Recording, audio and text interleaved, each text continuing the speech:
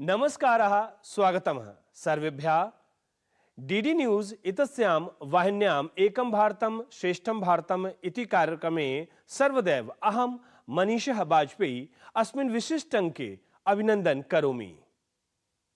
मेरे द्वारा प्रारंभ में जिस तरह से इन वचनों को उच्चारित किया गया है उस लिहाज से आपको ये अनुमान तो लग ही गया होगा स्वल्पा यानी थोड़ा थोड़ा कि इस कार्यक्रम की विषय वस्तु क्या है, आखिर हम किस चीज के बारे में किसके बारे में बात करने जा रहे हैं। तो आप बिल्कुल ठीक समझ रहे हैं क्योंकि हम बात कर रहे हैं अपनी देव भाषा की, वेद भाषा की, विश्व भाषा की, या यूं हम कह सकते हैं वैज्ञानिक भाषा की। इसको एक और नाम दे सकते हैं और वो है हमारी संस्कृत की भाषा की। हम बात करने जा रहे हैं अपनी सरल सुमधुर संस्कृत भाषा की।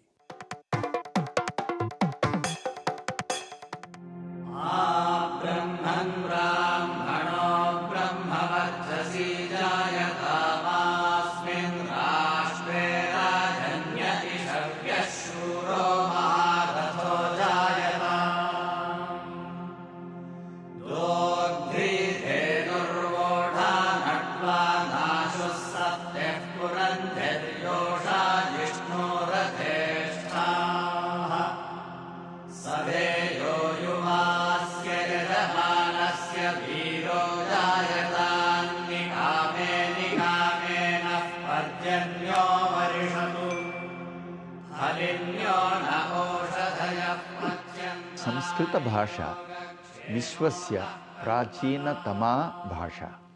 यदा लेखनार्थं लिपिः अपि न आसीत् तस्मिन् समये अपि अस्माकं प्राचीनज्ञानभण्डारः वेदाः उपनिषत् एते सर्वे लिखिताः न, वेदानां तु श्रुतिपरम्परा।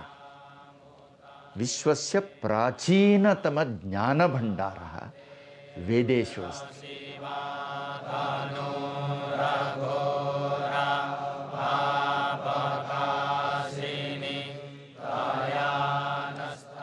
न चौर्यहार्यम न राज्यहार्यम न भ्रातृभाज्यम न च भारकारी व्यय कृते वर्धते एव नित्यम विद्याधनम सर्वधनम प्रधानम।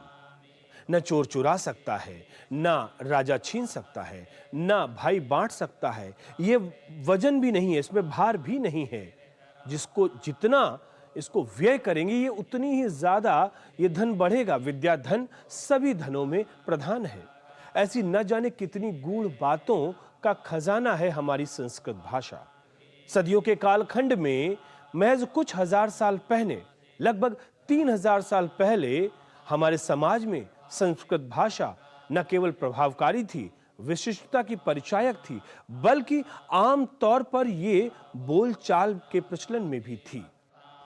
संस्कृतं भारतस्य प्राचीन ज्ञानस्य वाहिका। It is the vehicle, it is the instrument of the ancient wisdom of Bharat. देखिए, सबसे मैं समझता हूँ कि प्रौढ़ परंपरा संस्कृत की है। कम से कम अब यदि इसका काल निर्धारित करना चाहें तो 7000 वर्ष तक की अक्षुण्ण परंपरा हमारे देश में चलती आ रही है। सर्व प्राचीन भाषा है। सभी भाषाओं में, विश्व की जितनी भाषाएं हैं उसमें जो भाषा वैज्ञानिक अध्ययन विद्वानों ने किए वो भारतीय विद्वानों ने किए, पाश्चात्य विद्वानों ने किए, और निष्कर्ष ये निकला कि संस्कृत, उसमें भी जो वैदिक संस्कृत है वो सबसे प्राचीन है। लौकिक संस्कृत, जिसको आज हम संस्कृत भाषा कहते हैं, वो हम सभी जानते हैं कि वो वाल्मीकि के मुँह से पहली बार निकली थी। तो इसलिए जो लौकिक संस्कृत है उसका प्रारंभ जो है वो वाल्मीकि से माना जाता है। ऋग्वेदः विश्वस्य प्राचीनतम ज्ञानभण्डारः इति विश्वपरम्परा सूच्यां विश्वराष्ट्रसंस्था UNO तः अंगीकारः अपि जातः। इसकी सुस्पष्ट व्याकरण और वर्णमाला की वैज्ञानिकता के कारण सर्वश्रेष्ठता भी स्वयं सिद्ध है। संस्कृत ऐसे परफेक्ट भाषा है, उसका उच्चारण विश्व के किसी भाषा लीजिए, उनमें स्वर और व्यंजन रहते हैं। और जो स्वर हैं, स्वर सभी स्वरों को एक क्रम से जुड़कर रखा है इसमें। जैसे मैं मुंह खोलूंगा, अ से शुरू होता है, अह तक है, अ आ ई उ र ए ऐ ओ अं अह। इन स्वरों को छोड़कर विश्व के किसी भाषा में, वो मैंडरिन हो, जापानीज हो, वो रशियन हो, स्पेनिश हो, वो फ्रेंच हो, जर्मन हो, वो अंग्रेजी हो, वो तुर्की भाषा हो, स्वराक्षर इनमें से कई स्वराक्षर उनमें हैं, किंतु सभी स्वराक्षर किसी भाषा में नहीं है। संस्कृत विद्वानों के अनुसार सौर परिवार के प्रमुख सूर्य की एक ओर से 9 रश्मियां निकलती हैं। इस तरह कुल 36 रश्मियां हो गई। इन 36 रश्मियों के ध्वनियों पर संस्कृत के 36 स्वर बने। कहा जाता है कि अरबी भाषा को कंठ से और अंग्रेजी को केवल ओंठ से ही बोला जाता है, किंतु संस्कृत में वर्णमाला को स्वरों की आवाज के आधार पर क वर्ग, च वर्ग, ट वर्ग, ता वर्ग, पा वर्ग और अंतस्थ और ऊष्म वर्गों में बांटा गया है। व्यंजन शुरू होता है, कंठ से शुरू होता है, क, ख, ग, घ, ङ। जिह्वा का काम शुरू होता है, जिह्वा तालु को लगती है, च, छ, ज, झ, ञ, एक ही जगह से। जिह्वा मूर्धा स्पर्श करती है, ट, ठ, ड, ढ, न।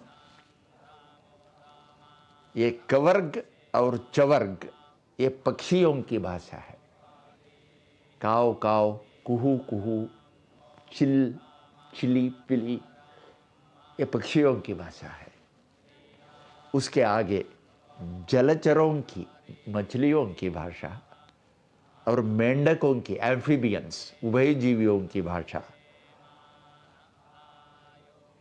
ट, ठ, ड, ढ, न।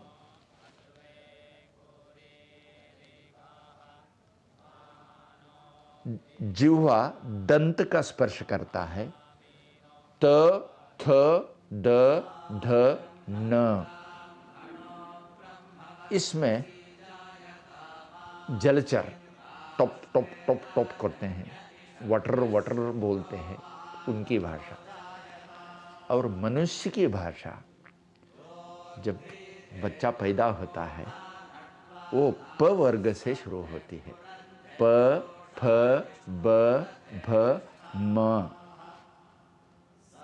वो चाहे चाइना में पैदा हो या भारत में पैदा हो या रशिया में पैदा हो या अफ्रीकन टांजानिया कीनिया में पैदा हो या जर्मन वाला हो, आयरिश वाला हो, कोई हो, वो तो माँ बोलेगा, अम्मा बोलेगा, मम्मी बोलेगा, मॉम बोलेगा।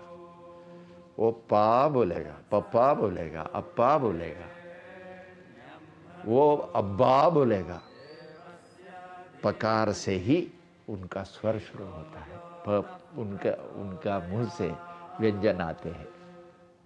और जो एडवांस्ड भाषा है, जैसे वेदों में प्रयोग है, वो तो य, र, ल, व, श, श, स, ह, ळ, क्ष, त्र, ञ। संस्कृत की वर्णमाला, it is the perfected alphabet. उच्चारणेन मुखस्य स्नायूनां श्वसनस्य, श्वसनं स्नायु चालनम्, एतद्द्वयमपि मिलित्वा भवति, एतादृश संयोजनम् अस्ति। इसीलिए it itself is the speech therapy. किसी को स्टैमरिंग है वो यदि संस्कृत का उच्चारण का अभ्यास करते रहेगा, अपने आप उनका स्टैमरिंग चला जाएगा। लेकिन जब मैंने संस्कृत का उच्चारण करना प्रारंभ किया तो पहले मैं धा नहीं बोल पाती थी, लेकिन बाद में मैंने धा बोला। तो कहने का तात्पर्य ये है कि बहुत सूक्ष्म रूप से अगर आप जिह्वा की कसरत कराना चाहते हैं, सूक्ष्म रूप से उच्चारण सीखना चाहते हैं, तो आपको संस्कृत के श्लोकों का दैनिक रूप से नित्य प्रति उच्चारण करना चाहिए। ना सिर्फ आपकी जिह्वा बहुत सूक्ष्म रूप से तेज हो जाएगी, आपकी बुद्धि भी शार्प होगी। विदेशों में ये भी हो रहा है कि स्पीच थेरेपी के रूप में संस्कृत उच्चारण का प्रयोग हो रहा है कि किसी कोई अगर बोलने में अटकता है बच्चा, तो उसको संस्कृत के श्लोक सुना करके उससे प्रैक्टिस कराई जाए। एक बहुत अच्छा स्तोत्र है जो गले को खोलता है, मैं कई लोगों को बताता हूं जिनके गला अटकता है। जय शंकर शांत शशांक रुचे रुचिरार्थ दसर्व शुचे शुचि दत्त गृहीत महोपहृते हृत भक्त जनोद्धत ताप तते। तो इसको लगातार उच्चारण करने से हमने प्रयोग किया है इसका, कि आप धीरे धीरे जो बच्चा अटकता है बोलने में उसको, क्योंकि गाने में तो वॉवल्स वैसे भी खुल जाते हैं, तो संस्कृत के इन ऐसे श्लोकों का उच्चारण करने से आपकी आवाज खुलती है। पूरे विश्व में ऐसा कौन सा ज्ञान है, ऐसा कौन सा विषय है जिसका उद्भव संस्कृत से ना हुआ? मंदिरों की प्राचीन स्थापत्य शैली यानी कि हमारा वास्तुशास्त्र, इसका उद्भव संस्कृत से होता है। हम जब शून्य और दशमलव का जिक्र करते हैं यानी गणित, इसका उद्भव संस्कृत से होता है। सर्जरी शब्द सबसे पहली बार इस्तेमाल कहाँ हुआ, कहाँ आया? शल्य चिकित्सा के रूप में संस्कृत में आया। खगोल शास्त्र, अंतरिक्ष विज्ञान कहाँ आया? सबसे पहले संस्कृत में आया। आप पढ़िए तो सही, जानिए तो सही, आपकी विरासत, आपका ज्ञान कितना गौरवमयी रहा है, कितना ज्यादा आगे था। शून्य ये हमने दिया है, इसके कारण द डेसिमल सिस्टम आया, दशमांश पद्धति, ये हमने दिया विश्व को। प्राचीन बीज गणित के ग्रंथ, हजारों साल पुराना जो लीलावती ग्रंथ भास्कराचार्य का है, इससे हमारे ज्ञान, ये गणित का ज्ञान है, ये खगोल शास्त्र का। हर भारतीय के घर में पंचांग है, तिथि वार नक्षत्र, ये सभी उसमें हम देखते हैं। कब कब कौन सा पर्व आता है, ये सभी हम देखते हैं। ये पंचांग के लिए आधार क्या है? वराह मिहिर का ग्रंथ है, कोई भास्कराचार्य का ग्रंथ है, किसी आर्यभट्ट का आर्यभट्टीयम है। इसके आधार पर वो बता रहा है इंद्रप्रस्थ में, दिल्ली में, सूर्योदय किस क्षण में होगा, यानी कितने घंटा कितने मिनट में होगा, सूर्यास्त कितने मिनट में होगा, ये उन्होंने लिख के रखा है। आज का सूर्यास्त, सूर्योदय कब है, सूर्यास्त कब है। देखो, संस्कृत का जितना भी शास्त्र है, अब आप वेदों को ले लीजिए, ठीक है। वेदों में विज्ञान क्या है, अब उसमें एक हम छोटी सी बात उठा लेते हैं, भारतीय ज्योतिष शास्त्र, ठीक है। कैलकुलेशन उस पर जाइए, मैं उसके फलित पर नहीं जा रहा हूँ। जो हमारा एस्ट्रोलॉजी है उसका जो कैलकुलेशन है, क्या वो कोई भी विश्व का कोई भी ऐसा विज्ञान है कि जो ये कहता है कि आज सूर्योदय भारत के इस स्टेट में इतने बज के इतने मिनट पर होगा, सूर्योदय होगा, और इतने बजे उसका अस्त हो जाएगा इस प्रदेश पर। यानी अरुणाचल प्रदेश में सुबह सूर्य इतने बजे उदय होगा और इतने बजे अस्त होगा, और पोरबंदर में सूर्य इतने बजे दिखेगा सुबह और इतने बजे अस्त होगा। इसको कौन बताता है? एक मतलब 100 साल का कैलेंडर बन के आज से 100 साल पहले या 50 साल पहले बना के रख दिया है। आप उसके साथ मिलान कर लीजिए, कहीं भी आपको एक सेकंड का भी अंतर नजर नहीं आएगा।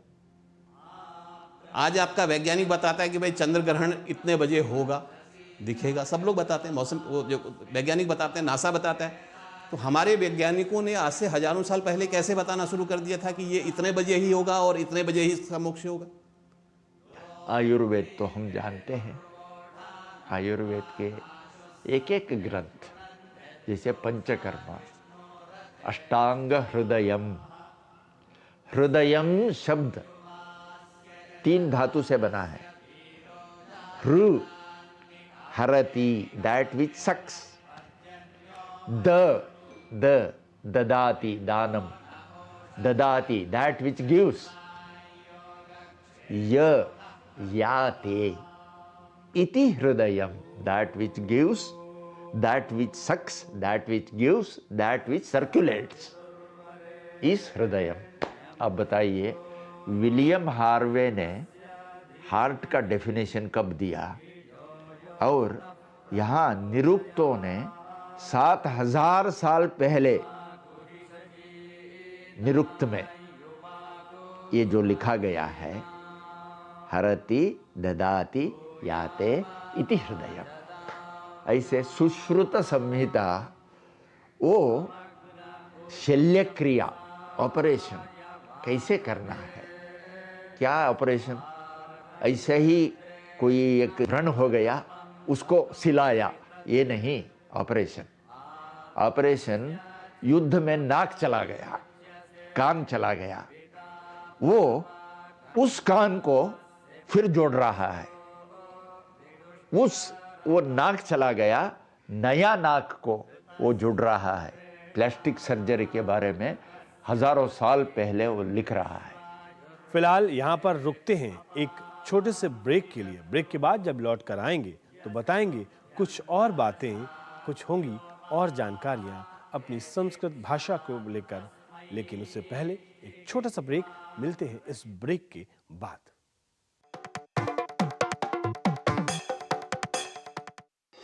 आपकी सुरक्षा है हमारे लिए बहुमूल्य, इसलिए जब भी लें एलपीजी सिलेंडर जरूर कराएं प्री डिलीवरी जांच। आपकी सुरक्षा को और बेहतर सुनिश्चित करने के लिए हर घर में हो रही है रसोई गैस उपकरणों की सुरक्षा जांच। अगर सुरक्षा होस खराब हो तो तुरंत बदलवाएं। आपातकालीन स्थिति में कॉल करें 1906। स्वच्छ ईंधन का वादा, सुरक्षित रसोई का इरादा। मेरे एक वोट से मोदी जी ने ढेर सारे एम्स खोले, सस्ती दवा, मुफ्त इलाज दिलाया। अब मेरे वोट से हम 70 साल के ऊपर के सीनियर सिटीजन को मुफ्त इलाज मिलेगा। ये है मोदी की गारंटी, और मेरी गारंटी। कमल का बटन दबाएं, भाजपा को जिताएं। तेरी होने वाली मदर इन लॉ कुछ ज्यादा ही ट्रेडिशनल है। ट्रेडिशनल लोग ज्यादा इमोशनल होते हैं। तो भाई साहब, अब कोई किसी की लाइफ में आग नहीं लगा पाएगा। समर कूल, जो हर दिल करे कबूल। Welcome back. एक बार फिर से आप सभी का स्वागत है डीडी न्यूज पर। एक भारत श्रेष्ठ भारत में मैं हूं आपके साथ मनीष वाजपेयी। नमो नमस्तेस्तु सहस्त्रकृत्वा पुनश्च भूयोपि नमो नमस्ते। गीता के 11वें अध्याय के इस श्लोक में नमस् धातु के महत्व को प्रतिपादित किया गया है। नमस् धातु की उत्पत्ति भारत से होती है और भारत से ये यात्रा शुरू होकर ईरान की तरफ पहुंचती है, जहां पर प्राचीन फारसी अवेस्ता इसे नमाज पुकारने लगी और उसके बाद ये यात्रा कालांतर में चलती रहती है। तुर्कमेनिस्तान, अजरबैजान, इंडोनेशिया, मलेशिया, तमाम मुस्लिम देशों से ये यात्रा गुजरती है और ये पूजा पद्धति में तब्दील हो जाती है, जिसको हम नमाज जानते हैं, नमाज के रूप में हम जिसको पहचानते हैं, जिसकी उत्पत्ति नमस धातु से ही होती है। आज हम जिस शब्द को सलात के लिए इस्तेमाल करते हैं, नमाज, वो दरअसल नमाज से निकला हुआ है। और इसमें ये वास्तव में ये वास्तविकता है कि नमा मतलब झुक जाना। इसीलिए इस्लाम में ये कहा गया है ना कि ला इलाहा इल्लल्लाह, मतलब कोई पूजनीय नहीं है सिवाय उस परम पिता परमेश्वर की। तो हम नमाज का इस्तेमाल इसीलिए करते हैं क्योंकि अगर हम झुक रहे हैं तो हम उसी परम पिता परमेश्वर के आगे झुक रहे हैं। इसीलिए नमाज शब्द बना है कि ये जो हम प्रार्थना कर रहे हैं वो उस एक सर्वशक्तिमान अखंड सच्चिद आनंद जो स्वरूप है उसके लिए, तो उस भाव को ये प्रस्तुत करने के लिए ये शब्द है नमाज। आप यदि इस्लाम में जो नमाज की शैली देखें, आपको लगता है ना कि योग वो लोग करके ऐसे ऐसे कर रहे हैं वो, क्योंकि सूफिज़्म में इन्होंने इसको आत्मसात किया हमारी शैली को। तो मैं समझता हूँ कि पूरी दुनिया में संस्कृत एक कॉमन आधार बन सकती है। एक भारत श्रेष्ठ भारत की बात तो करें हम, एक भारत और श्रेष्ठ भारत विश्व की बात भी हम कर सकते हैं उसमें। भाषा में भावना का बोध होता है क्योंकि उसमें भाव समाया हुआ होता है, और जब बात हम संस्कृत भाषा की करते हैं तो उसमें भारतीयता का पुट भी स्वयं भी दिखाई पड़ता है। दरअसल भाषा को अपने शब्दों की चौकीदारी नहीं सुहाती, बल्कि वो तो समाज के आंगन में स्वयं भी निवास करती है। और जब ये भाषा अपनी समाज की देहरी से बाहर निकलती है तो जिस जिस जगह से ये विचरती है उस जगह को, उस समाज को, उस संस्कृति को अपना कुछ न कुछ देकर आती है। अब अगर हम आपसे ये कहें कि अफगानिस्तान और बगदाद जैसे शब्दों के मूल में संस्कृति समाई हुई है तो शायद आप हैरान होंगे, लेकिन इसमें हैरान होने वाली बात बिल्कुल भी नहीं है। देखिए और समझिए अपनी संस्कृत भाषा की सर्वव्यापकता को और उसकी विशिष्टता को। यदि वर्ब रूट्स यदि ट्रैवल करते हैं, हमका इज, अंग्रेजी में इज कहते हैं, बड़ा कॉमन है, टू बी का इज है। संस्कृत में अस्ति कहते हैं, अस, अस्ति, और फारसी में अस, हस, हस्तम हो जाता है। ठीक है, तो ये एक फ्लो करता है सर। हिमालयात समारभ्य यावद इंदु सरोवरम तद्देव निर्मितम देशम हिंदुस्थानम प्रचक्षत। ये इस रूप में और भी, तो केवल हिमालय से लेकर के हिंद महासागर तक इसका हम स्वरूप माने जो है, लेकिन जो दिखता है, लेकिन उतना ही नहीं है। इसकी व्यापकता, भारतवर्ष का जो प्राचीन रूप हमें हम लोगों को दिखता है या जिसका वर्णन मिलता है, जो हम कहते हैं कि जो अफगानिस्तान है, ईरान है, इधर नेपाल है, मंगोलिया है, ठीक है, ये जो है वर्मा है और बाली द्वीप है, तो ये सब इस भारतीय महाद्वीप के ही अंग थे। तो इन सब जगह पर भी संस्कृत का होना स्वाभाविक भी है और वो दिखता भी है। जैसे हम ईरानी भाषा को लेते हैं, जो प्राचीन ईरानी भाषा है उसमें कई ऐसे शब्द हैं जो संस्कृत के शब्दों के साथ बहुत मेल खाते हैं। बल्कि हमारे यहाँ तो जो पर्शियन डिपार्टमेंट है, फारसी भाषा का जो विभाग है, वो कहते हैं जी संस्कृत और फारसी तो ये मौसेरी बहन है। संस्कृत के बारे में मैं ही नहीं बल्कि आज विश्व जान रहा है। संस्कृत भारत की सबसे प्राचीन भाषा है, इस दृष्टि से हम सभी देखते हैं। लेकिन जब आप वास्तविकता में संस्कृत को जानना प्रारंभ करते हैं तब आपको ये एहसास होता है कि नहीं, बाकी जितनी लैंग्वेज हैं वो संस्कृत से ही निकली हुई हैं। जैसे पर्शियन लैंग्वेज में जब हम है का इस्तेमाल करते हैं तो उसके लिए हम अस्त बोलते हैं, और संस्कृत में तो है के लिए अस्ति बोलते ही हैं।